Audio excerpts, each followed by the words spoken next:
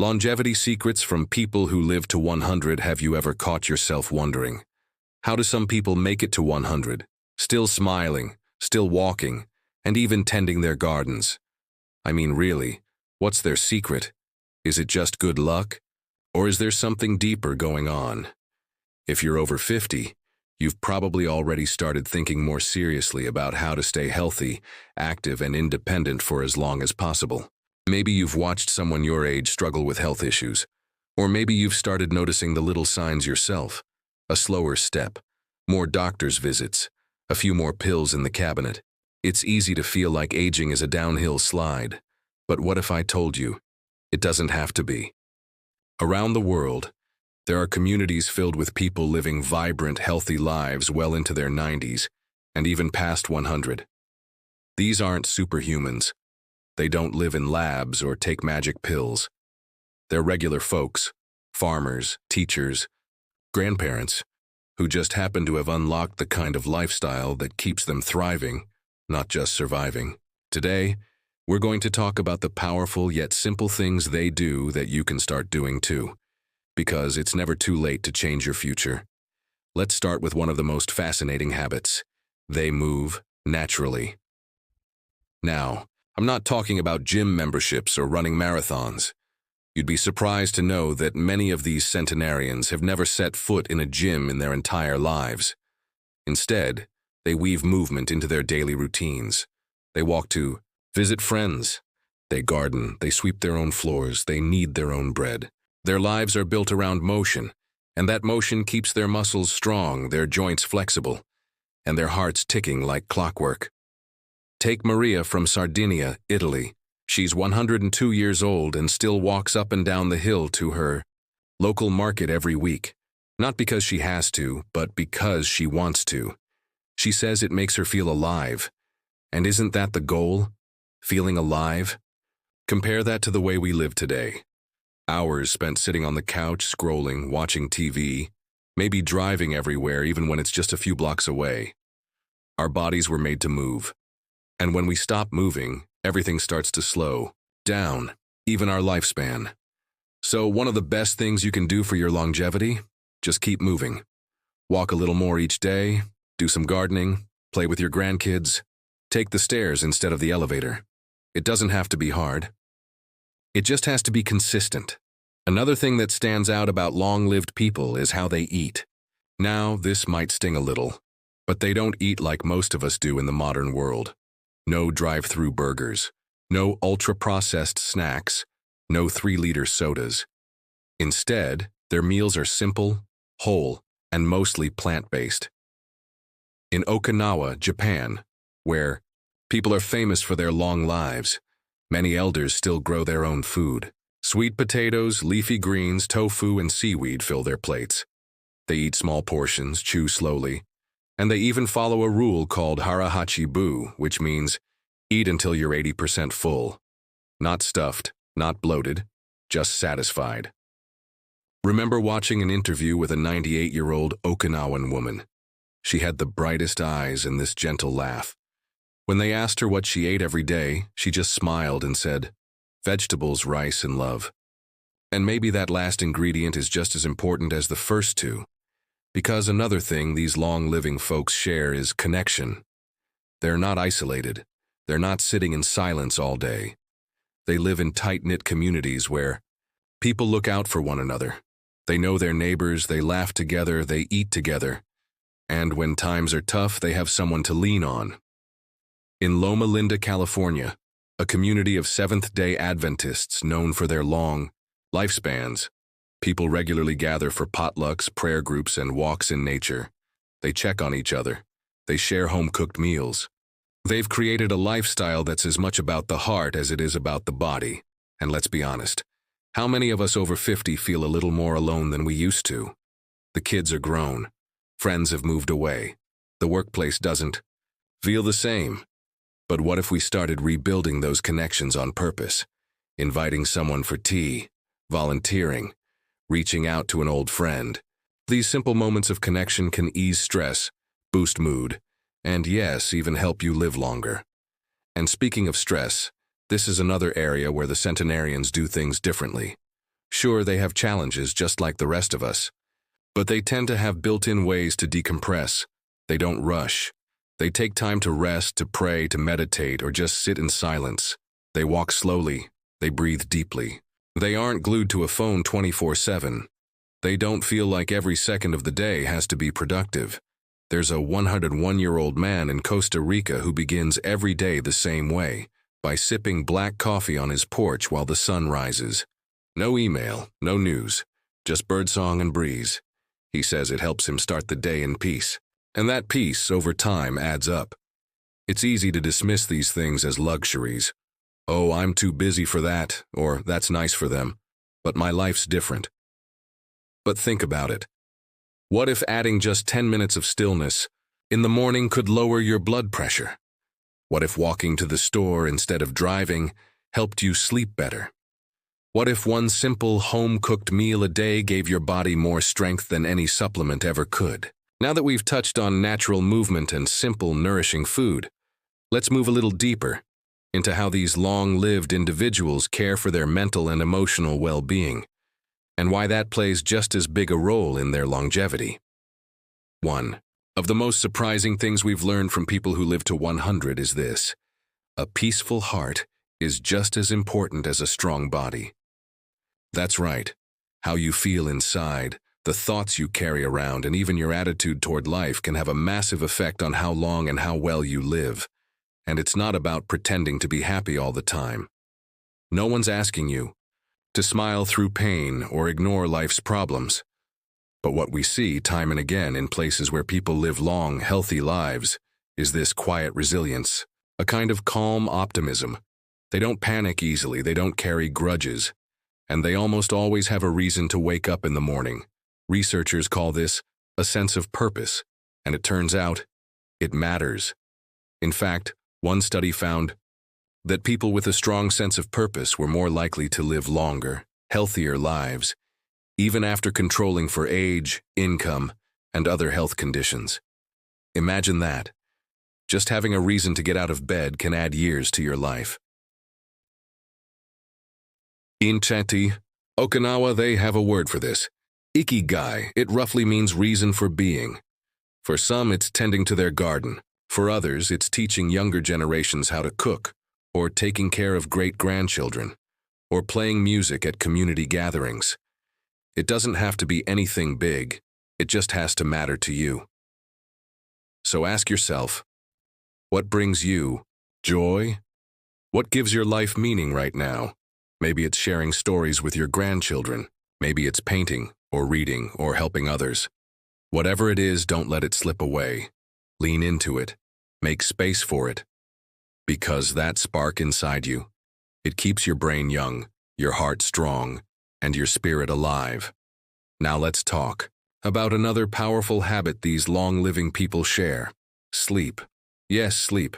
It sounds simple, but so many of us overlook it. We stay up too late, stare at screens for hours, or toss and turn with anxiety all night. And slowly, our bodies pay the price. But people in longevity hotspots like Ikaria in Greece or Nicoya in Costa Rica treat sleep differently. They honor it. They wind down with evening rituals, not television binges. They go to bed early and wake up with the sun. They nap if they need to. Their sleep isn't just a necessity, it's part of their health routine. One 97-year-old man in Ikaria was asked his secret to a long life. He laughed and said, "I take a nap every afternoon and I don't worry about tomorrow." There's wisdom in that. Rest heals the body. It strengthens the immune system. It sharpens memory. It balances hormones. When we skimp on sleep, everything else suffers. So if you've been treating sleep like an afterthought, just something you squeeze in at the end of the day, it might be time for a change. Try a relaxing bedtime routine. Turn off electronics. An hour before bed, read something calming, sip a cup of warm herbal tea. Your body will thank you.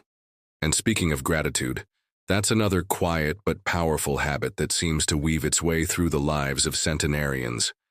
They're not necessarily rich. They don't all have perfect families or worry-free lives, but they often carry a deep appreciation for the simple things: a home-cooked meal, a visit from a friend, sunshine on their face. In fact, in some of these long-living communities, it's common to hear elders giving thanks aloud during meals or pausing during a walk to admire a blooming flower or a singing bird. These aren't just poetic moments, they're practices, and science backs it up. Studies show that people who regularly practice gratitude experience lower levels of stress and depression and higher levels of well-being. One 100-year-old woman in Loma Linda summed it up beautifully. "Every morning I thank God for one more day, and then I get up and enjoy it." That kind of mindset isn't just sweet, it's protective. It lowers blood pressure, it strengthens relationships, it literally helps you live longer. So how do you build that habit? It could be as simple as writing down 3 things you're thankful for before bed, or taking a moment each morning to say, "Today is a gift." The more you practice it, the more it becomes part of you, and when your mind is at peace, your body follows. But let's not forget the role of moderation. That's another big lesson from these long-lived individuals. They enjoy life, but they don't overdo it. Whether it's food, alcohol, work, or even exercise, they tend to practice balance. They'll enjoy a glass of wine, but not 5. They'll eat a slice of cake on a birthday, but not every night. They know when to rest and when to work. This sense of moderation helps their bodies stay in rhythm. No major extremes. Just steady, balanced living. Think about how often our modern world encourages us to go to the max. More is better, faster is better, busier is better. But these long-lifers have quietly chosen the opposite path. They slow down, they savor. They know that life isn't a race, it's a journey. So if there's one message that keeps coming through, it's this. Longevity isn't about being perfect.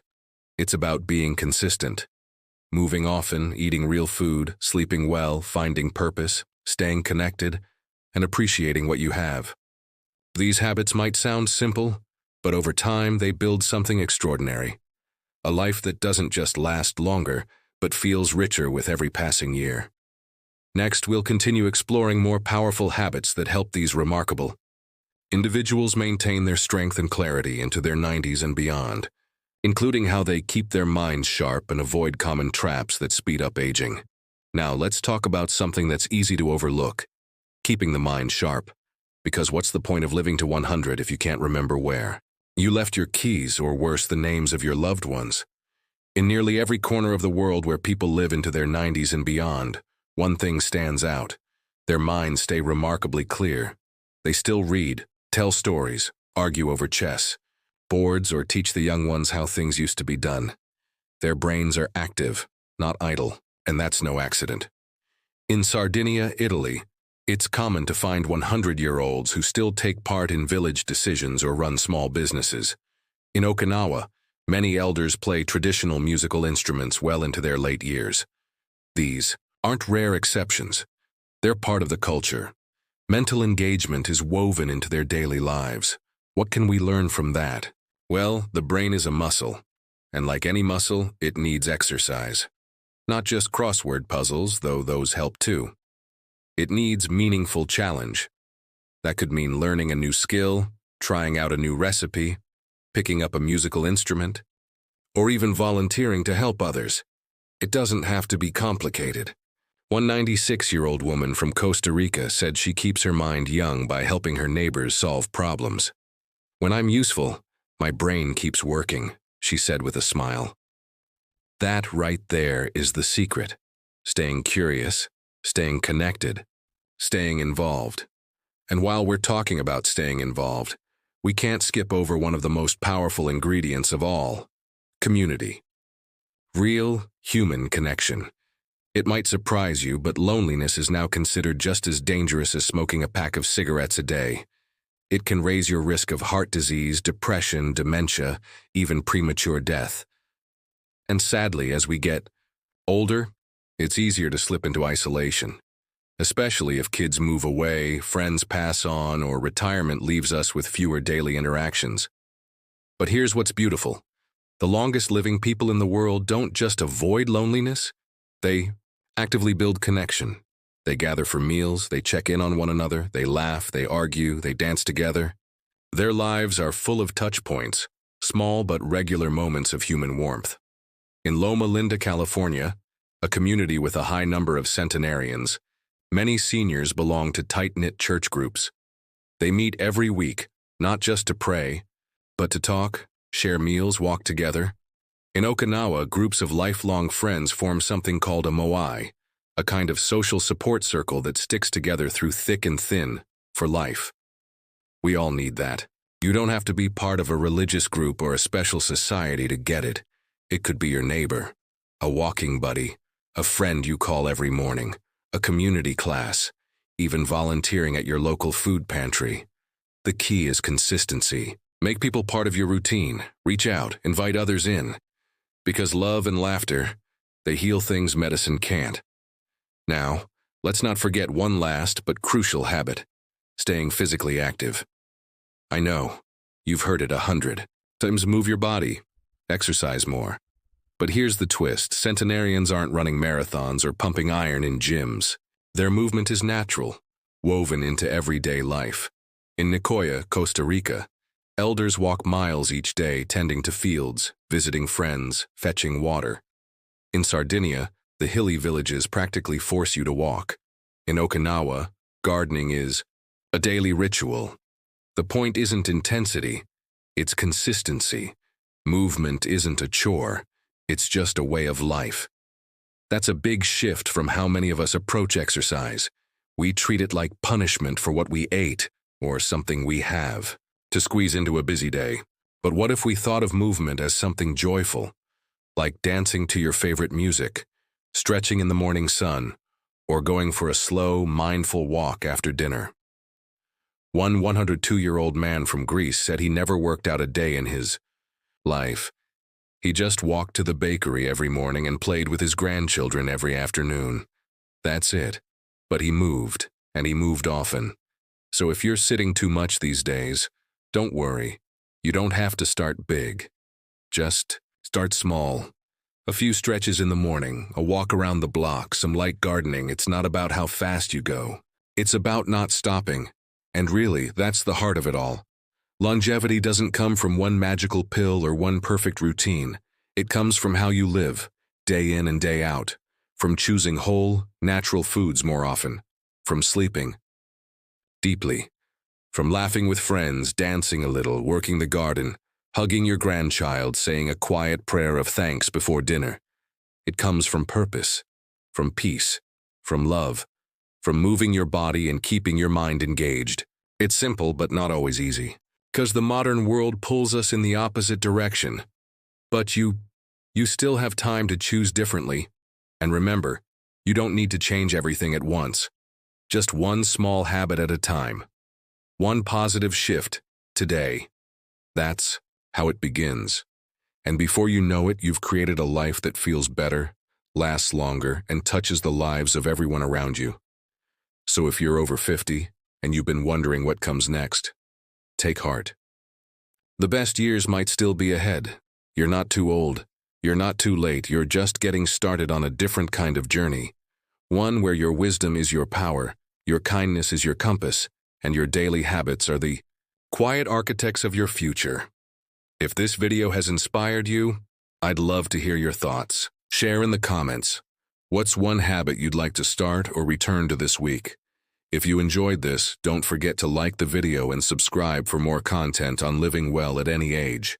Here's to your health, your happiness, and the beautiful life still ahead. You've got this, and we'll be right here with you every step of the way. If you found this video helpful, please like and subscribe to the channel. It really motivates me to create more videos with simple and effective health tips just for you.